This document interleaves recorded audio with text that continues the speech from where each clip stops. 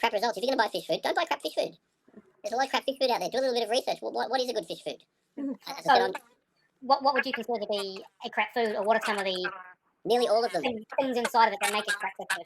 Okay, so once again, a lot of your fish food, if you actually Google the ingredients, a lot of it is either completely inappropriate for aquatic animals, or poisonous, or potentially poisonous. So most commercially available fish foods, and I'll be very unpopular by saying this, is just processed crap in a can. As I said, I am biased in every way, and biased before I had commercial interest, by the way, in Dainichi and New Life Spectrum. So I'm not saying that they are the only fish foods that there are, but I am saying that they're really a league of their own. Yeah. So once again, it's really a matter of you seeing what works for you too. So I can tell you now the difference between a good quality food, and even with the New Life Spectrum, I'm probiotics all the way. I think that's a league of its own, and once again, you got to find what works for you. So for me, Dainichi and probiotics is my absolute go-to, and that's regardless of fish. So I will feed, like for example, Pablo Tabat from New Life Spectrum did a whole lot of research into what he puts in the fish versus what's he come out of the fish, and what he found was actually quite phenomenal. Is that the ratio of what they actually absorb is pretty much the same. So you think, you need to feed a lionfish lots of protein. That's rubbish. A lionfish will process huge amounts of protein to try and extract the vitamins, and then they're like, you need to feed a tang heaps of green stuffs. Well, no, you don't, because the vitamins and so forth is abundant, so it just all comes out the other end, and they're grabbing for those little bits of protein. So also making sure your foods are not fully digestible is important. So like with your cheap flake food, it's all digested in the very first half. The rest of the digestive system's working on nothing. Whereas Dainichi's got things like clay and so forth in it, which makes sure that the whole system is getting flushed out. So once again, I have absolute bias in every way for those two particular foods. But as far as you're concerned, it's really a matter of you picking a food and you looking at your own results. So you can go online and get heaps of reviews, but the other thing too you've got to remember is a lot of online is you can't believe everything you read. Because a lot of companies actually pay like someone in India or whatever to sit there and just on all different servers go and give it all, like you just can't trust everything. A lot of it you trust is your own. You either got to trust, get advice from somebody you trust and someone that cares to tell you the answer. Mm-hmm. Or just try it. And if you're super happy with your fish and they're super healthy, and that's where Facebook's so great too, because a lot of my customers, they'll be like, but my fish are perfect. I'm like, really? They take photos of them, and then they'll change to, say, Dainichi, for example, and then they look at the photo from 2 months ago, and they go, shit, look how much better they are now. Like, photographs are great for that, because you don't notice that they're slowly getting better, but you look at the photo and go, wow, look at this photo. Do you know what I mean? It's really a big point. What else was I going to say? We had Rochelle ask, what are the top 5 ingredients to look for? Yeah, I mean, I'm looking for holistic, and I'm looking for aquatic.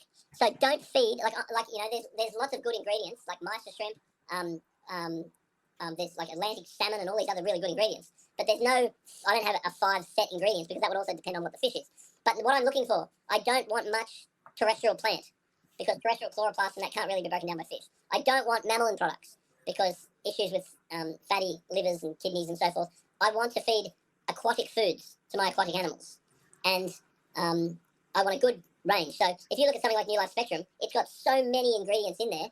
And as I was saying with Pablo, he tested what goes in the food versus what comes out of the food. And what he found, which was unbelievable, is that predators, omnivores, or all fish are essentially omnivores, but herbivores, what they extract is pretty much the same with all the different fish. So you can actually feed one food to all fish, because it's how they process the food or how they actually manipulate their environment to occupy niches to allow them for what they can actually feed on. So yeah, so I'm really just looking for good quality aquatic foodstuffs. You've brought up holistic a couple of times when talking about food. I've never heard holistic when it comes to fish feeding. What does that mean to you? You realise that so much of the ingredients that's in, let's say, cheap flake food is all byproducts. So it's basically just the crap with very little nutrient. So technically it's in there, but it's just the crap. It's not a holistic, like you're not getting the good part of the salmon. You're getting the innards. You're getting, and then the other thing too that I've learned about the fish food industry is that so much of it's unregulated. So what happens is typically the first things you read have the highest ratio. So when they submit or justify even just to themselves, they actually use wet product in the good quality stuff and dry product in the non-good product stuff, and then they justify either to themselves or whatever they've done for what their ratios are. And in reality, you could just have wet byproduct of a good name, and then a chemical or whatever you're doing dry. So the ratios are it's just untrustable. But the other thing too is that when you meet the manufacturers of the food, let's say you meet Darius from Dainichi, or you meet Pablo from New Life Spectrum. These guys live and breathe fish food. You know, their whole business is completely fueled by pride. Whereas if you look at most of the major labels, it's all about return to investor. How much can we create a perceived value? How much can we make sure the fish eat it and people keep buying it?